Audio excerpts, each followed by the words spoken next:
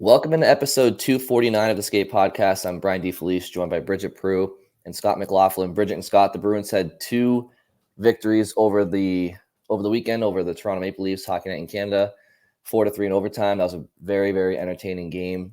And then an impressive win on back-to-backs against a team that, kind of embarrassed them last week in Columbus. And they come from behind in the third period to win 3-1. Natural hat trick for Brad Marchand. And I know the Bruins record wasn't great this year when trailing after two, so it's good for them to get that win. Bridget and Scott, let's jump right into our opening takes. Yeah, well, mine is that it really turned into the weekend of Marchand. He scores the overtime winner in Saturday's game in Toronto. In a game that he entered as kind of public enemy number one because of the whole silliness around like the Timothy Liljegren injury the last time that they played. Also snapped it was his first goal in first point in 6 games, first goal in 9 games.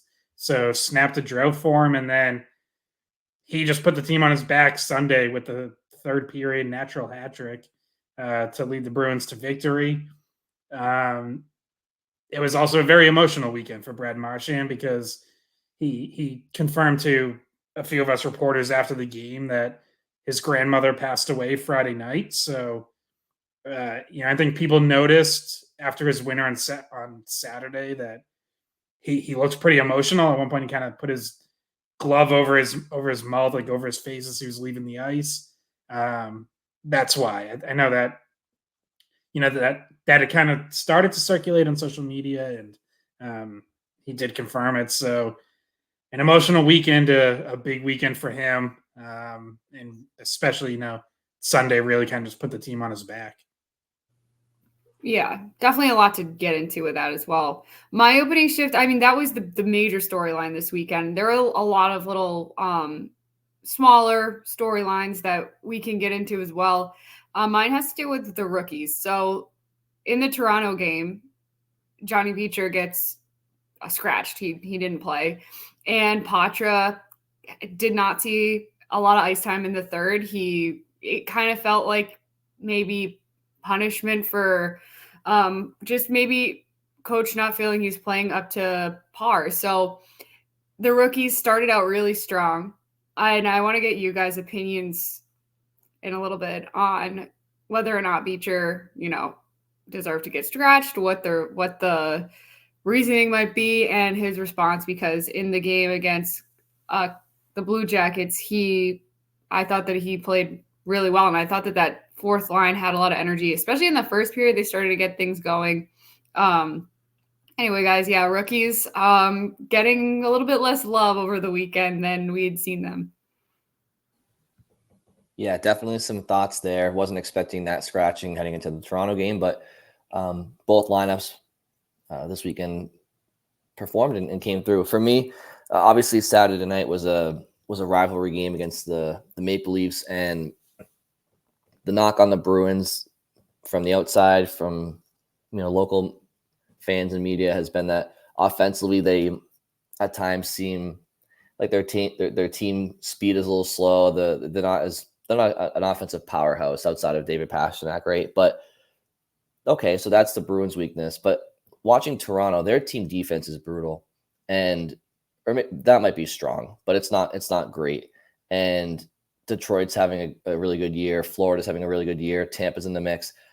I guess what I'm saying is the parity in the Atlantic Division is as good as it's ever been since they've gone to this divisional realignment. And here we are in December, and if you were to tell anybody that in December the Maple Leafs and the Lightning were both out of the top 3 in the Atlantic Division, I think a lot of eyebrows would be raised. And so it was a fun game to watch the Bruins play Toronto. The Bruins defense and goaltending, despite that 3-game hiccup last week, it really is among the better in the league. And teams that have maybe a more high octane offense like Toronto, they have their shortcomings. And the Atlantic is going to be a fun race to watch the rest of the way. Yeah, and for me, it really highlights the importance of the Bruins continuing to just rack up points. Right now they have a 7-point lead over second place Florida.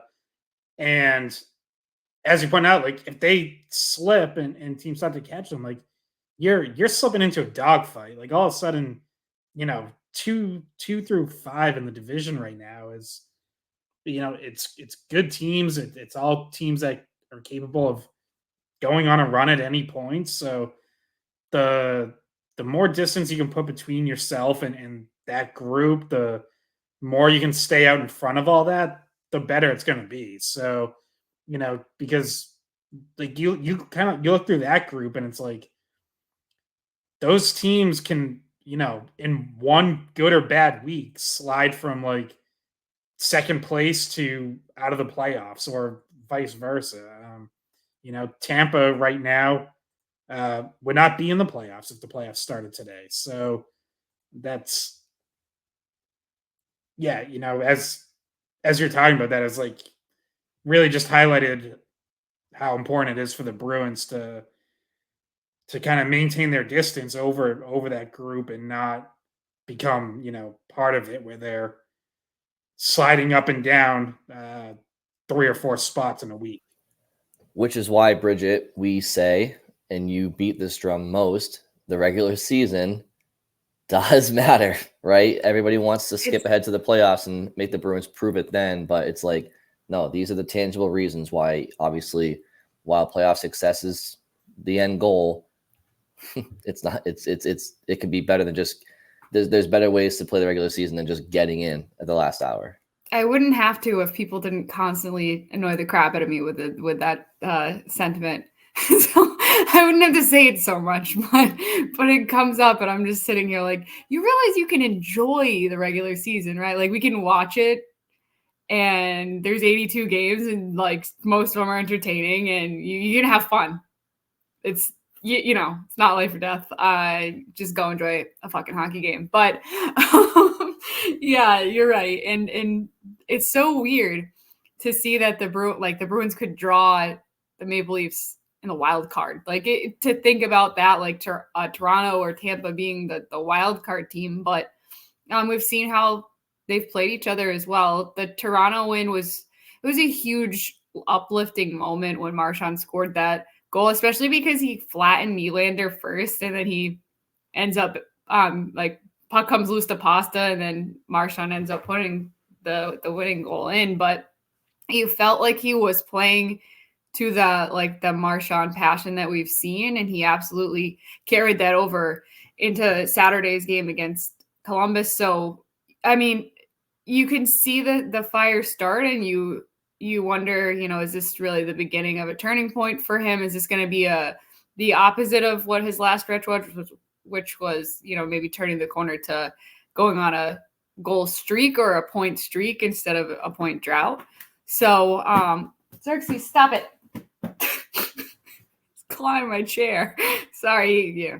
You can't make it through one of these usually. At least sometimes when they do it when I'm not talking, but this time he's being a pain. Xerxes is he's badgering you. He's badgering you more than Marchand has badgered the NHL for the last 15 years. This is what he wants. I have mozzarella.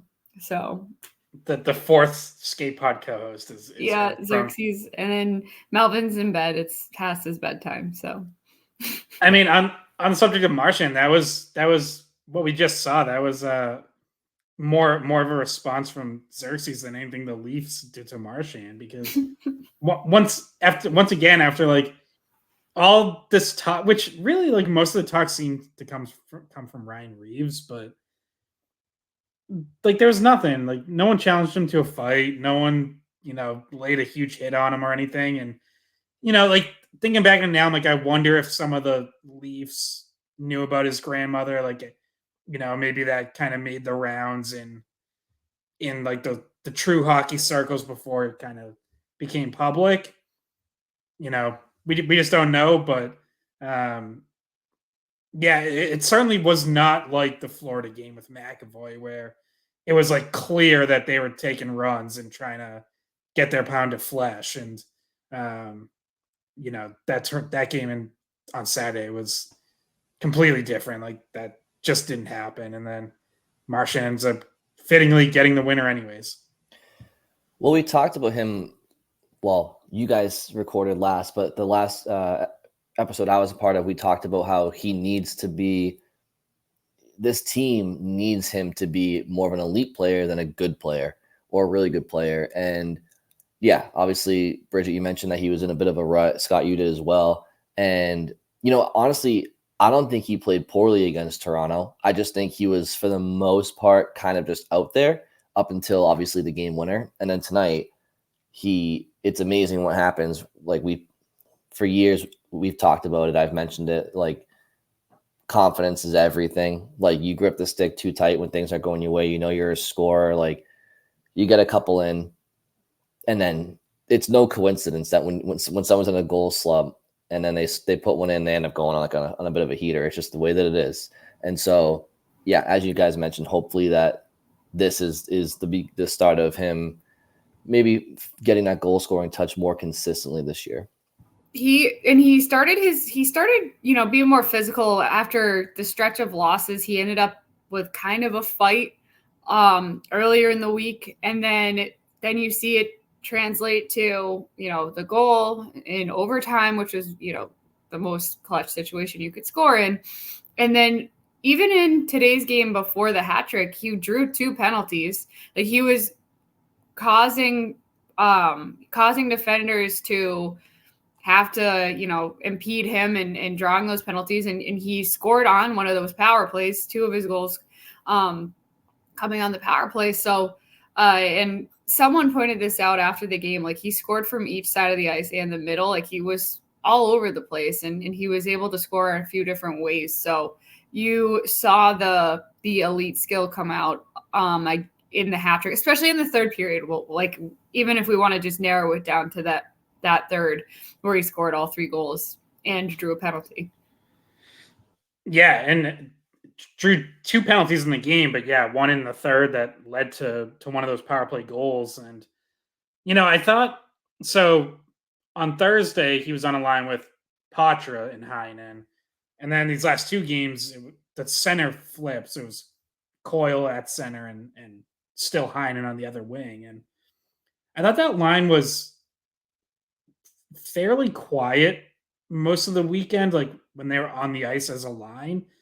But they end up combining for the goal that ties Marchand's first goal Sunday night that ties the game. Where it's just a nice starts with Shattenkirk, but then a nice rush from Coyle over to Heinen, and then Heinen makes a great pass to Marchand that he actually doesn't get all of. It ends up being a changeup, and that really threw Spencer Martin off.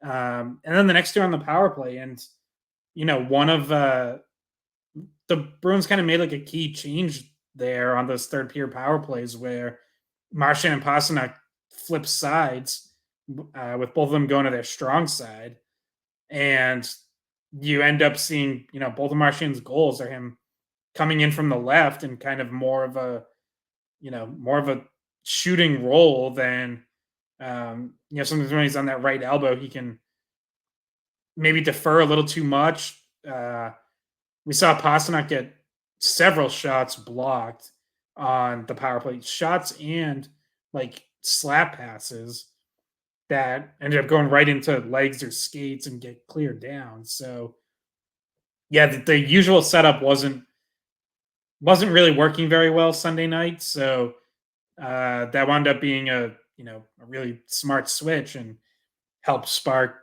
2 power play goals in the third period. You mentioned Danton Heinen on that first Marchand goal, Scott. You and Bridget, what are your opinions on the addition of him as a PTO? I mean, averaging half a point per game right now, 8 points in 16 games, and just been a real steady addition to this team who's not only producing, as I mentioned, a half a point per game pace, but just doing the little things right and is a good utility guy for them right now. Don't you want to get Xerxes' opinion? Oh yeah, I'm sorry. Xerxes, do you want to go? Yeah, he says it was a great no risk situation. That he's a Panthers fan. We don't need his opinion. so happy looking at the camera. It's because he's being good because he wants cheese here. Sorry, Scott, you can't have any. But so yeah, Danton Heinen has been able to play up and down the lineup. He has been able to play successfully with the best players on the Bruins team, and you see him set up the first Marchand goal.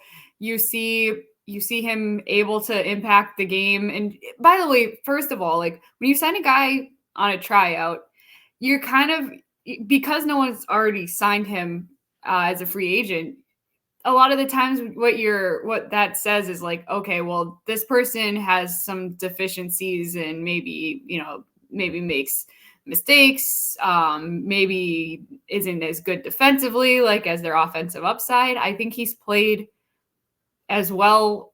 Like he's for sure exceeded expectations, but also he's not a liability. Sometimes when you add a guy that's like, we're taking a flyer on him, there's some sort of liability. I don't feel like he is. When he's out there, he's making moves, he's making plays, he's doing little things too behind the play.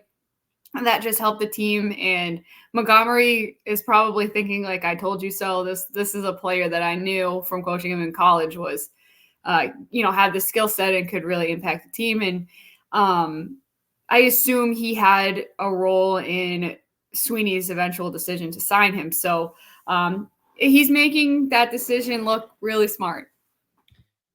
Well, yeah, and think about how many forwards they signed before him. Day one of free agency, they signed 4. James Van Riemsdyk, Milan Lucic, Morgan Geekie, Patrick Brown. And then 2 weeks... And Jesper Boquist. I don't know if that was before or after, but they signed Boquist and he's not on... Yes, you cut me off, but yes. 2 weeks later, they signed Jesper Boquist. I was getting there, Bridget.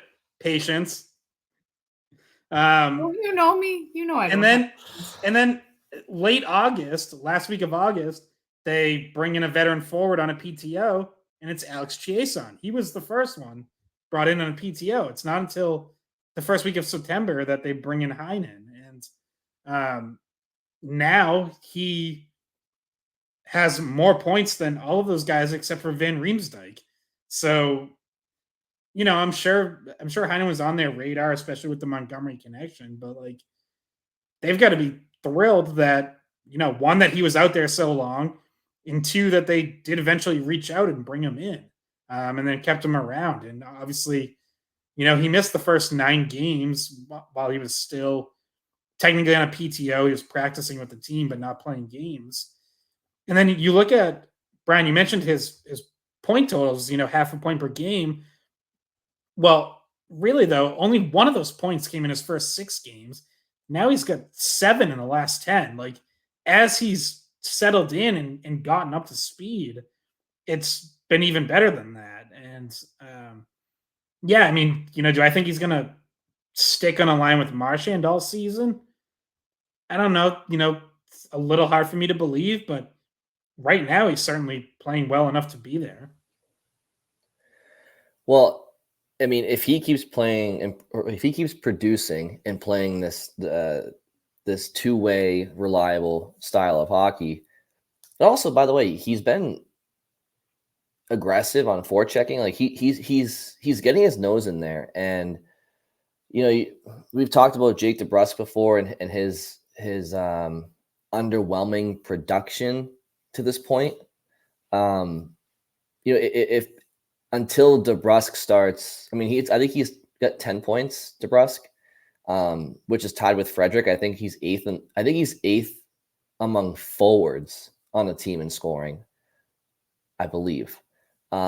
Which obviously, if DeBrusk, he needs to be a little bit higher than that. So if DeBrusk starts to get going, then production wise, then maybe he slides back down. But until then, he's playing great. So I don't really think he should be punished until something changes, Yeah, no, for sure. And they've started integrating him into the penalty kill more too. He kind of sort of like replaced Trent Frederick there. Frederick start of the year getting some shorthanded ice time, and it has since shifted to Heinen, who is kind of part of like the third grouping with usually Johnny Beecher. When Beecher was at Saturday, it was Jacob Lauko. Got a little bit of PK time, but yeah, he's doing that as well. So, he's shooting quite a bit, which I think is more, definitely more than like last time he was here. I asked Marchand about him after Thursday's game, after the win over the Sharks, and he talked about how like since he was last here, he notices that Heinen like is stronger and plays a stronger game. And Bridget and I talked a little bit about this, but Montgomery I think it was on Wednesday, mentioned that like they track 50-50 battles internally and said Heinen's winning them at 64% rate. And that kind of lines up with what you see. Like Brian, you mentioned it, like he's helping to win battles. He's been good on the forecheck, good on the walls, and it's, he's always been pretty responsible defensively. So, and to illustrate that point about the defense, I meant to mention this earlier. Montgomery literally played him as a defenseman when in the game that McAvoy got a 5-minute major and Grizzly got hurt, and they were down to 4 defensemen. In overtime, he played Heinen as one of the defensemen in like a trio with 2 other Bruins. I forget who the forwards were, but he was, even in the post-game press conference, he said, I played Heinen on defense in college when he had to, and he that's how much he trusts him defensively, like that he can play literally any role on the team, including in what was a very desperate situation, down your top defensive pair, putting him on defense. Yeah, so he's been great, and just another cog in the wheel of this Bruins offense so far this year, just kind of doing it by committee, obviously led by David Pastrnak and his 36 points in 24 games. So it's, by the way, one last note there, but so Connor Ryan tweeted out during the game that with that assist on Marchand's first goal, Heinen now has more 5-on-5 points this season than Tyler Bertuzzi.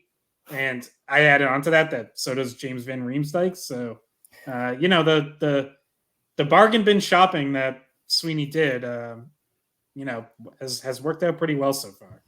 I think maybe Toronto, at least in a few cases. I think maybe Toronto would rather have had James Van Riemsdyk. I think that if Tyler Bertuzzi was in Boston, he would be having a much better season. There's something off in Toronto. There clearly kind of always has been. They're a team that they score, they produce, they get the wins in the regular season. They finally broke through after 20 years of not winning a playoff series last year, defeated Tampa. But there's something in the water there where players go there to fail, honestly. And, there was a video going around after the Bruins game of the lack of back checking by William Nylander and John Tavares on the overtime goal. And it's like, I mean, Marchand and Pastrnak literally, they had all the time in the world. I mean, aside from Morgan Riley, it was if that was the Bruins that allowed that overtime goal, and there's a video of your captain of Marchand just literally not moving his feet, and Nylander like just looking for, I don't know what the hell he was doing. My point is, like, he might have been looking for a penalty call. I kind of feel like he was looking around. I mean, I don't think so. I think he probably thought overtime was about to be over or something. I don't know. Yeah, it was like they just expected Pastrnak to score, but it's like, guys, what if he doesn't score? Like, what if the play continues? Then, to your point, like, yeah, they were just like nowhere to be found, and Marchand just ends up standing all alone in front of the net.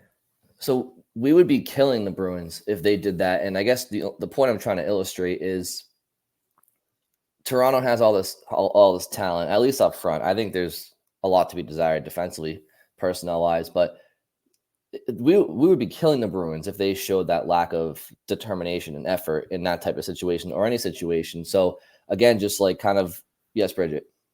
I'm pretty sure the Toronto media and fan base is killing them over that. Well, they kill them all the time if they sneeze. Exactly. It's safe to assume, even though I haven't watched any Canadian television this week, that they're probably pretty pissed off about that.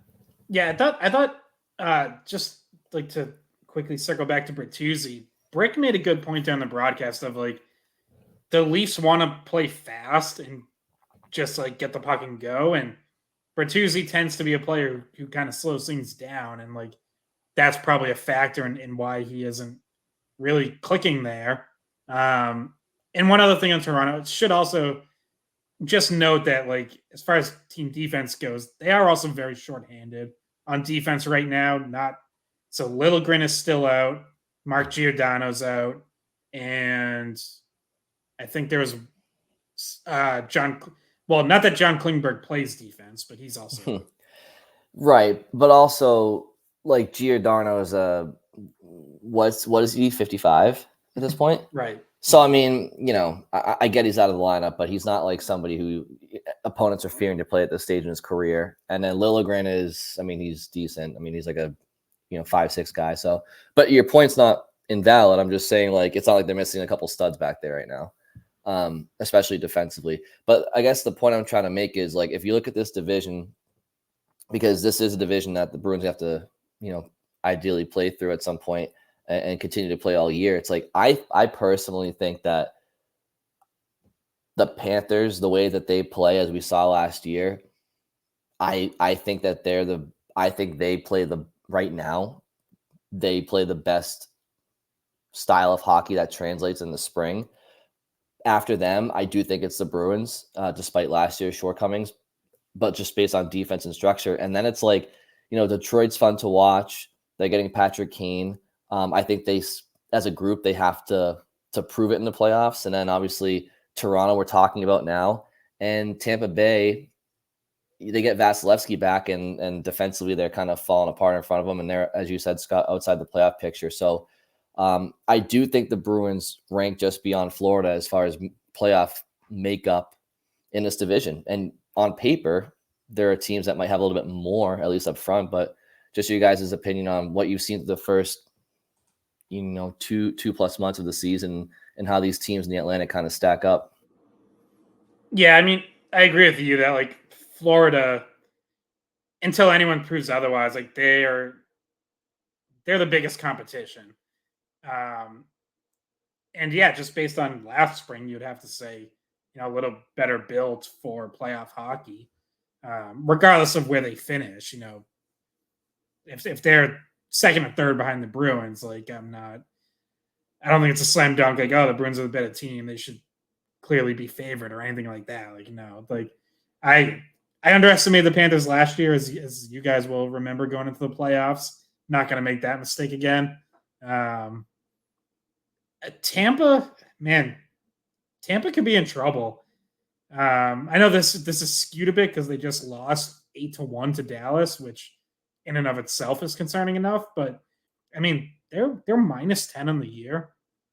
They're exactly 500, 10 in terms of points, like 10-10-5. So actually, they've lost.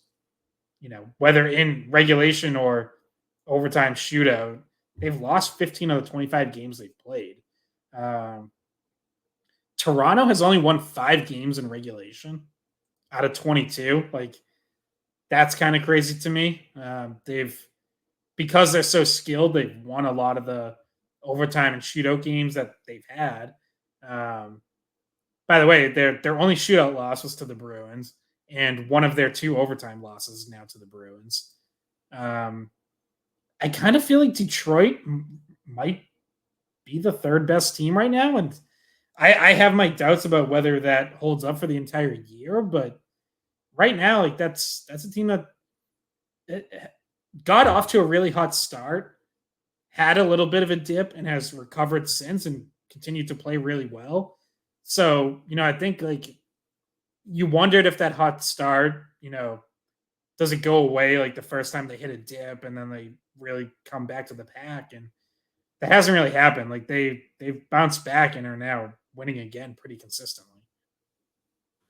Yeah, I would say in Detroit also, was a team that played the Bruins well. Like if we're talking about like a head-to-head matchup in the playoffs, like they seemed to have the Bruins number a little bit. And I think at the time that they played the Bruins originally, the first time this season, I don't think Bruins fans really understood that this isn't the Detroit team that has been, kind of rebuilding over the last few years. Like this is a different Detroit team this year that is actually able to put up a fight, will be a playoff team, currently third in the division. So, and like you mentioned, the Panthers are second best in the conference. So, yeah, for obvious reasons, the same as last year's reasons, the Panthers are such a tough matchup for anyone, not just the Bruins. I don't know if you guys saw the game they had with Ottawa where there was like 5 guys left on the bench by the end of the game. Like it is a team that has guys that will mix it up, stick up for their teammates. Like they're a team that's built stronger than the Bruins in terms of, obviously we don't think Lucci's coming back. So they have personnel that's different than what the Bruins have. And they were able to use that to their advantage last year. And there's no reason to think they couldn't do it again. Well, you guys mentioned Brad Marchand, and when he's playing well, like in the past, he's dragged the Bruins into the fight every game. The Panthers drag their opponents into the fight every game. Like whether their opponents want to just chalk it up to a, regular 1 of 82 game, the Panthers don't let them. Like when you're playing against Matthew Tkachuk and, Sam Bennett and Ryan Lombard and, Nick Cousins and all these ball busters over there, like, and then they have a couple other guys that they brought in this year too that like to mix it up. They love to play that way. I think it helps get them engaged in the game. And honestly, I would love to see that if I'm a Panthers fan, I would love to see that. I think every team could maybe take some lessons. I think if you do that every game over 82, might add up, might be a little taxing, but in general, I do like the way that they play as a team. Yeah, and it works for like even forget like being hard on the forecheck and with within the run of play being physical, but even like the post after whistle stuff seems to work for them. Like I remember, that's the playoff series against the Bruins.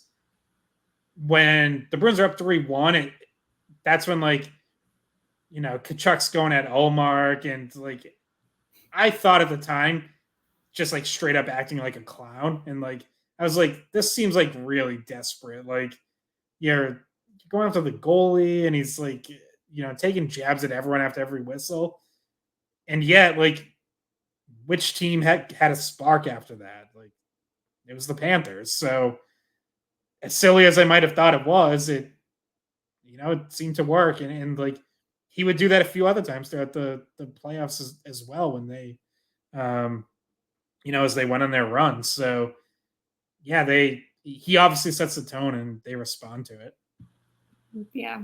So I guess that's a kind of just a synopsis of where things are in the East. And I mean, we didn't really touch on like the Rangers or Carolina. No need to right now. We're kind of short on time. But so just quickly, want your opinion on what my opening shift was, which was the rookies facing a little bit of, I don't want to say discipline, but certainly a vote of non-confidence, maybe a little bit, from coaching with the scratch of Beecher in Toronto and Poitras limited minutes in Toronto, especially in the third.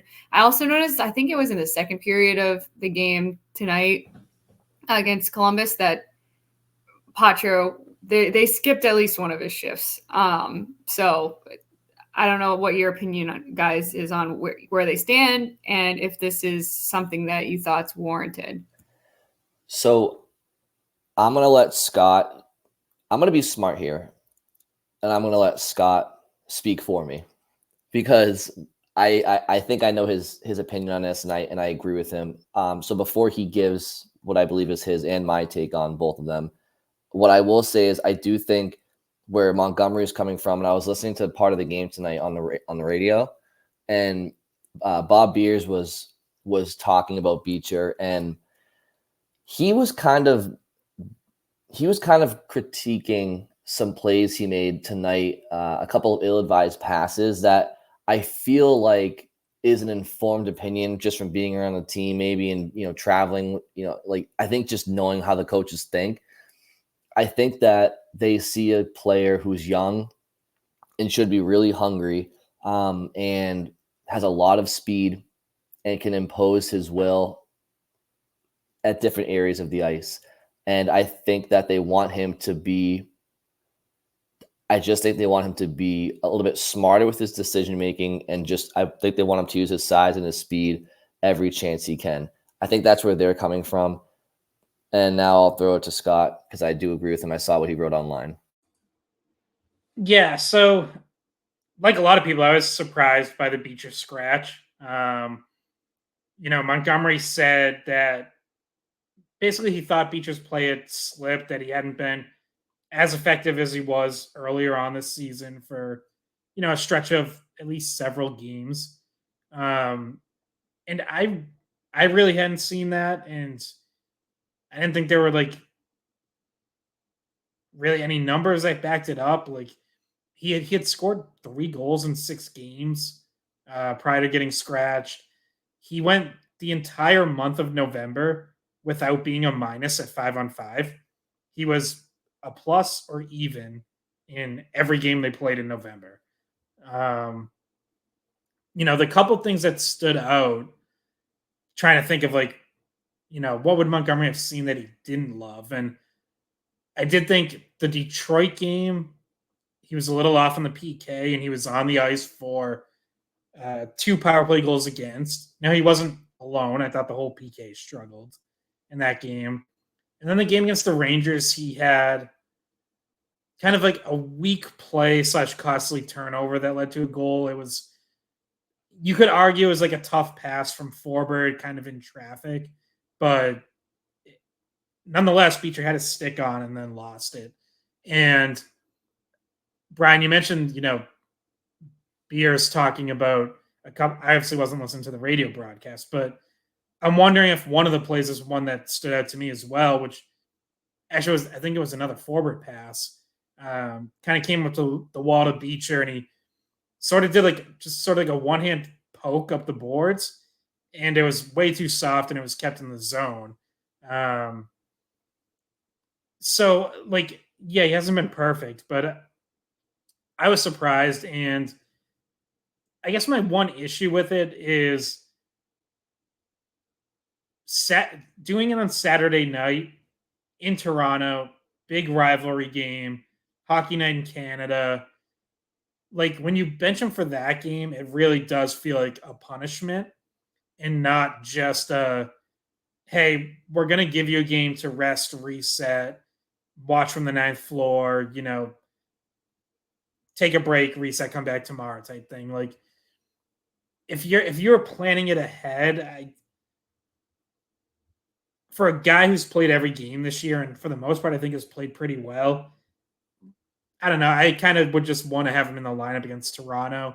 And then, if you had to sit him Sunday night against Columbus because you felt like you wanted to do that, that's fine. That said, other than that one play that stands out to me, I did think he played pretty well Sunday night. Yeah, and also I wonder if it's kind of a message like Oscar Steen is, also an adequate 4th liner. Like, you're not safe is a message that can really motivate people. And so maybe there is an intention there to be like, yeah, Steen's right here. You guys are, don't feel comfortable. Make sure you're working your ass off every night. This isn't just you made the team and you're on it for the whole season. Like, there are other guys who want your spot. Oscar Steen is one of them who would love to be a regular on the 4th line. So probably part of it there. And now I want to get you guys' thoughts on the Poitras stuff, because I think that, not to make excuses for Poitras for plays for games or just like maybe a few shifts where he goes quiet, he also has had a lot of rotating wingers around him And I just don't really know if he's gotten. We kind of always go back to talking about what line could work best, and it never seems to be Poitras aligning necessarily with the right people. And I don't know if that's like, you can say like, okay, well, maybe he's the common denominator. I don't think he is. He makes some smart plays, and I saw him even today on the power play have a few times where he was very patient and was able to hold on to the puck, and it paid off, and they kept possession. He didn't force a pass. He's good at that kind of stuff. So I don't know if you guys think that it's overly harsh too. Scott, you called it like a de facto benching at the end of the Toronto game. Do you think that was necessary, I guess would be the question? Yeah, Brian, before you answer, I asked Montgomery about this before Sunday night's game. And basically what's your message to Poitras when you don't really use him in the third period of a 1-goal game like that? And a game that his entire family was at. That's his hometown. Yeah. Like Toronto was the team. And his first game there as a pro. Yeah. Montgomery said it's an opportunity to watch and grow and learn. He laid it out that, they had a 1-goal lead with 8 minutes left. We're going to go with the guys that have been tried and true before, and he's got to sit there and watch. If he gets the opportunity, and he will, he's got to do the right things without the puck to be able to be out there. I know, like, when I tweeted this, the responses were like, oh, well, they blew the lead anyways. They went to overtime. And to me, that's sort of conflating two different things. Like, that is specifically, which we haven't even gotten into yet, but that is like specifically an issue that the Bruins have had going against extra attackers late in games when they have a 1-goal lead and it becomes a 6-on-5 situation. Whether Poitras should be using that is sort of a different discussion to me. Like, what we're talking about is, Poitras had 3 shifts in the third period, and I don't think any of them came in like the last 10 minutes of the third. So, that's really what we're talking about, is like trying to close the game out 5-on-5, protect the lead shift after shift. And I think it's just a matter of Montgomery doesn't fully trust him in that situation yet. Well, I think if you look at that, which we can't because it's an internal stat that we don't have access to, the 50-50 battles, you notice Poitras losing a few of them just purely based off of, size matchup. And I wonder if that factors in. Like, we don't want him to be able to get bumped off the puck and lose possession, and that could factor in as well. And he took a big hit by Reeves. Like, well, we all thought maybe Reeves was going to run at Marchand, but it ended up being Reeves hitting Poitras, and it ended up being a boarding penalty. So yeah, it was for Poitras. He does struggle sometimes in the physical battles, where maybe, you're putting a veteran in there that's a little bit bigger, who has the better 50-50 numbers, like we mentioned, the internal stat. Maybe that's why. Well, and I'll also note in the Toronto game specifically, on Max Domi's goal, now it really comes off a tough turnover by Kevin Shattenkirk where he just completely misplays the puck. But if you watch that, at the moment it's turned over, Poitras and Max Domi are basically even. Like, they're standing next to each other, and Domi takes off like he shot out of a cannon, and Poitras was slow to react and never catches them. So that also could have been a factor there. Yeah, I think what you said, Scott, is true. A few minutes ago, it's very obvious that Montgomery just simply doesn't trust Poitras in big time moments, holding a lead against a, not superior to the Bruins necessarily, but just like a superior opponent in the league. That's obvious, and he more or less said it himself. The thing is, it's kind of a catch-22 because how do you learn? It's not like the Bruins have made their decision with Poitras. He's here, so you can't protect him forever. Or let me put it this way: you can't protect the Bruins' fate forever without putting him out there at some point. Like when the playoffs comes around, he's either a part of your team or not. And when the playoffs come around, you do need to allocate ice time appropriately. You can't overplay certain guys. Like everybody's got to pull on the rope there. So, from my perspective, okay, I understand it's a big regular season game, but in the long run, what's more important? Like, not putting Poitras out there to try to preserve the lead in December against Toronto at the expense of not giving the kid the opportunity to learn for when real important moments come through.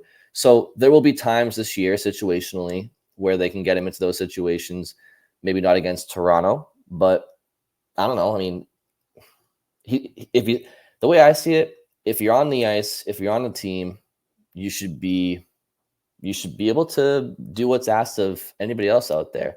Obviously, certain guys are gonna have different roles, but you know what I'm trying to say? Like, you can't protect them and you can't protect the team from him. Like, he's either on a team or he's not. So I think going forward, they should try to integrate him in all situations when appropriate. Yeah, I agree. Like, how do you learn how to play in those situations if you're watching from the bench? So that's definitely a good point. Like, you maybe the fact it was Toronto is the only reason, but 2 points are 2 points. You might be looking to stave off the same thing in a game with a much lesser team. 2 points are 2 points, and they count the same in the standings. So, yeah, I don't necessarily like it, but I understand that Charlie Coyle, if you can get him to, if he's physically able to increase his ice time in the third, he's somebody that does win a lot of battles. He is somebody that does win a lot of faceoffs. He's a guy that maintains possession, gains possession. And when you're trying to hold on to a lead, like, that's the name of the game, is possessing and not allowing your opponents to have a lot of the time with the puck on their stick. So I understand, like, there are guys on this team that can do a better job than Poitras for sure, especially when you look to a Charlie Coyle and a Pavel Zacha, who are, they're just bigger. They win more of those battles. Well, and just to clarify, right, because not that this is exactly what you're talking about, Bridget, maybe it is, but like as it pertains to a 6-on-5 situation, protecting a lead, like you go with your best players, and that's not Poitras, right? But as it pertains to playing him at all in the last 10, 11 minutes of a game, like you're not talking about a fourth line winger who you're not talking about Ryan Reeves, something Toronto. Like, you're talking about your third line center. Like, no NHL contender is benching or not playing their third line center like a regular shift in the third period. Like, you're supposed to roll those top three lines and then spot the fourth. Yeah, and that's an important thing to note too, is like what we're talking about. It's not just like Poitras exclusively is getting benched. It's a shortening of the bench where they're rolling three lines because Jacob Lauko and Oscar Steen didn't get much playing time in the third period either. So, and in a couple games before that, it was like the fourth line wingers didn't get a lot of ice time. But really what's happening is in that situation, with a lead in the third period, a couple games early in the season, it was basically Johnny Beecher got elevated to third line center. Poitras was essentially demoted to the line that was now getting skipped over with the shortened bench. And that same thing happened Saturday, where it was basically Morgan Geekie moved up to third line center and got regular shifts with that line. And Poitras got cycled down to a fourth line that wasn't being used. So, yeah, I do think, at some point you have to use them in those situations. I would say if, like, we're sitting here in March and Poitras still regularly getting benched on the third period, I'd be more concerned. Right now, I do think you're still at a point where, like, he is learning the NHL and learning how to play defense on the NHL. And it's okay to have him be part of, that line that gets cut out with a shortened bench. Like the people like some of the reaction online is like, oh, you're gonna ruin his development. You keep benching him in the third period, and I'm like, I don't think so. Like, I think he'll be fine. He's a 19-year-old kid in the NHL. Like, I'm sure he'll get over it.